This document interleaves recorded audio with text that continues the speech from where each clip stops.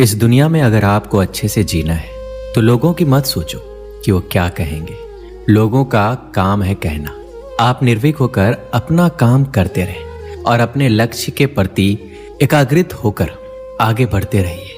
पहले लोग आप पर हंसेंगे, पागल कहेंगे, बाद में धीरे धीरे आपको मानने लगेंगे और आखिर में आप उसके प्रेरणा हो जाएंगे। यार मेरी तो किस्मत ही खराब है, मैं तो कर ही नहीं सकता। ऐसा विचार मन से निकाल दो। आप में असीमित क्षमताएं हैं, आप सब कुछ कर सकते हैं। खुद पर भरोसा करना सीखो। आत्मविश्वास जिस व्यक्ति का उच्च स्तर का होता है वह तरक्की के नए कीर्तिमान रचता है। अपने को किसी से कम मत समझो। अक्सर हम दूसरों को देखकर अपने लक्ष्य निर्धारित करते हैं और तो और दूसरों को देखकर उनके जैसा बनने की कोशिश करते हैं। हमें हमेशा एक बात याद रखनी चाहिए कि हर एक व्यक्ति की योग्यता और क्षमता अलग अलग होती है और हर एक का सोचने का, समझने का स्तर भी अलग अलग होता है। हो सकता है जो आपका दोस्त कर सकता है वो आप ना कर सके, क्योंकि आपके दोस्त की क्षमता और योग्यता अलग है। अगर आपको भी अपने दोस्त जैसी गतिविधि करनी है तो अपने अंदर आपको उन क्षमताओं का विकास करना होगा। अक्सर हम लोग चिंता में इतना डूब जाते हैं कि जीना ही भूल जाते हैं, पर हमें चिंता नहीं, चिंतन करना चाहिए। ज्यादा चिंता चिता समान होती है। हमें ये सोचना चाहिए कि हम समस्या का निवारण कैसे कर सकते हैं। दोस्तों, रोते हुए इंसान अच्छा नहीं लगता। रोना कमजोर लोगों की निशानी होती है। चेहरे पर मुस्कान होना चाहिए।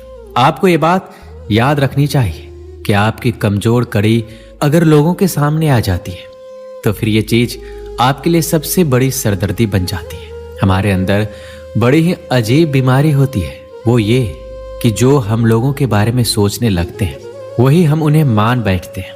जब तक आप उस व्यक्ति को अच्छे से नहीं जान लेते तो आप उस बारे में ऐसी धारणा नहीं बना सकते। आपको किसी व्यक्ति को जानना है तो उसके साथ आपको समय बिताना पड़ेगा। एक समय की बात है जब एक व्यक्ति अपने घर के बाहर बैठा मन ही मन कुछ सोच रहा था कि उसके सामने तभी भगवान प्रकट हुए। भगवान को अपने समक्ष देखकर उस व्यक्ति ने भगवान से एक प्रश्न किया कि मुझे जिंदगी में अनेक असफलताएं मिली है, अब मैं थक चुका हूं, निराश हो चुका हूं। हे भगवान, क्या मेरे जीवन का कोई महत्व नहीं है? क्या मेरा जीवन व्यर्थ है? मुझे बताओ कि मेरे इस जीवन का क्या महत्व है? व्यक्ति के इन प्रश्न को पूछने के बाद भगवान ने उस व्यक्ति को एक नीले रंग का चमकदार पत्थर दिया और कहा, जाओ और इस पत्थर की कीमत पता करो।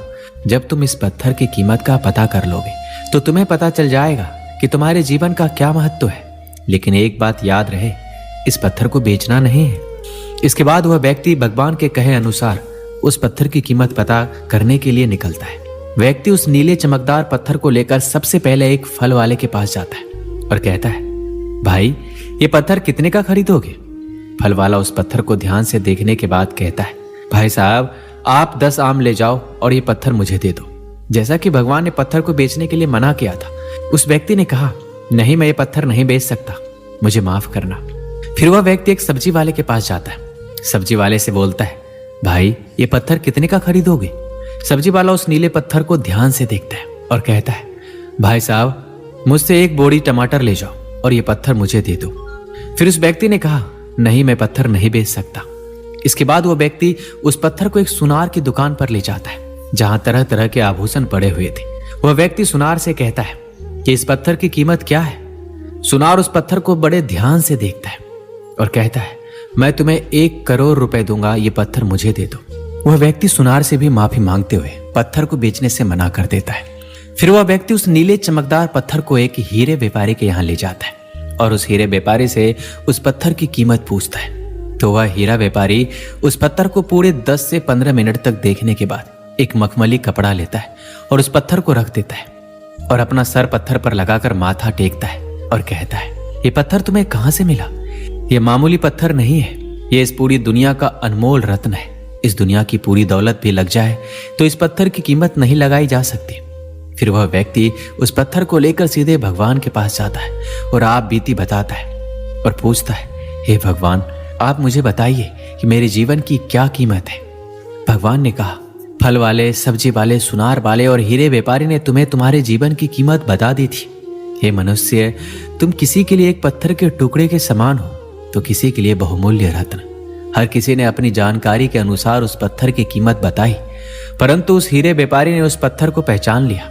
ठीक उसी तरह कुछ लोग तुम्हारे महत्व को नहीं पहचानते, इसलिए जिंदगी में कभी निराश मत होना। इस दुनिया में हर व्यक्ति के पास कोई ना कोई हुनर जरूर होता है जो सही समय पर निखर कर आता है।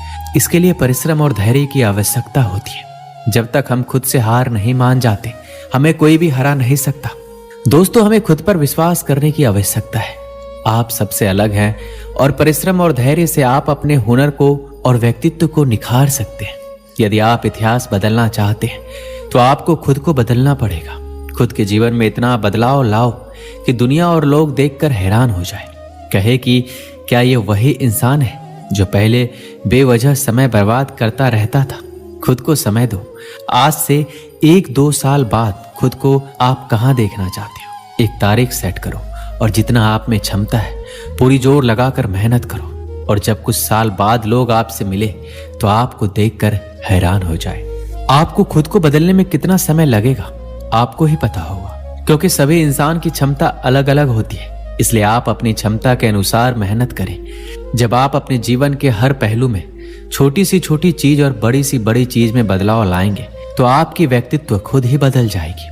और जब आप खुद को देखोगे तो खुद को पहचानने से इनकार कर दोगे और सोचोगे कि मैं पहले क्या था और अब मैं क्या हो गया हूं। तो अब वह समय आ गया है कि लोगों को और पूरी दुनिया को आपको गलत साबित करना है और अपनी अहमियत दिखानी है। और इसके लिए आपको खुद ही बदलना पड़ेगा। ये बिल्कुल मायने नहीं रखता कि आपने अभी तक अपने जीवन में क्या किया था, आपने अभी तक अपने जीवन में कितनी असफलताएं देखी। अब भी समय है, खुद को बदल डालो। एक बहुत ही प्रसिद्ध कहावत है, समय रहते आपको संभल जाना चाहिए और आपको पता होना चाहिए कि आपको क्या करना है। नहीं तो बहुत देर हो जाने के बाद समय निर्धारित करेगा कि आपको क्या करना पड़ेगा। अब आपको अपने लिए स्वार्थी बनना पड़ेगा। पहले आप लोगों के हर काम के लिए हाँ बोलते थे, कहीं जाने को कहे तो तुरंत हाँ कहते थे। इन आदतों को अब बदलना पड़ेगा। अब वक्त आ चुका है ये सभी चीज बदलने का और खुद के बारे में सोचने का।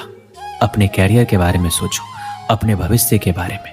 जब आप लगातार पूरी ईमानदारी के साथ मेहनत करेंगे तब आपका लक्ष्य आपके करीब आता जाएगा, चाहे लक्ष्य कितना भी बड़ा क्यों ना हो। एक छोटे से गांव में एक व्यक्ति रहता था जो हमेशा बदलाव और सुधार की बातें करता था, लेकिन उसे यह समझ नहीं आता था कि शुरुआत कहां से करे। उसका सपना था कि अपने गांव को खुशहाल और संपन्न बनाए, लेकिन वो सोचता था कि वह अकेले क्या क्या कर सकता है। एक दिन वह तालाब के किनारे बैठा था। उसने देखा कि तालाब में एक एक बूंद पानी टपक रहा था और धीरे धीरे तालाब का स्तर बढ़ रहा था। क्या यह संभव है कि बूंद बूंद से तालाब भर जाए? ये सवाल उसके मन में गूंजता रहा। उसने उसी दिन फैसला किया कि वह छोटे छोटे कदम उठाकर अपने सपनों की ओर बढ़ेगा। सबसे पहले उसने अपने घर को साफ सुथरा रखा। उसके बाद उसने गांव में गली में झाड़ू लगाना शुरू किया। शुरुआत में लोग उसकी हंसी उड़ाते थे, लेकिन धीरे धीरे कुछ और लोग उससे जुड़ने लगे। फिर उसने गांव के बच्चों को पढ़ाना शुरू किया। वह न केवल उन्हें किताबों की शिक्षा देता, बल्कि उन्हें यह भी सिखाता कि कैसे छोटी छोटी आदतें जैसे समय समय पर उठना, पेड़ों की देखभाल करना और दूसरों की मदद करना जीवन को बदल सकता है। कुछ महीनों के भीतर गांव में बदलाव दिखने लगा। गंदगी कम हो गई, बच्चे पढ़ाई में आगे बढ़ने लगे और लोग एक दूसरे की मदद करने लगे। वह व्यक्ति समझ गया कि बड़े बदलाव की शुरुआत छोटे छोटे बूंदों से ही होती है। उस दिन तालाब के किनारे बैठकर उसने आसमान की ओर देखा और मुस्कुराया। उसने महसूस किया कि हर छोटा कदम, हर छोटी बूंद मिलकर एक बड़ा बदलाव लाती है। इस कहानी का क्या संदेश है? यदि आप अपने जीवन और समाज में बदलाव लाना चाहते हैं तो शुरुआत छोटी छोटी चीजों से करें, तभी आप आगे बढ़ सकते हो।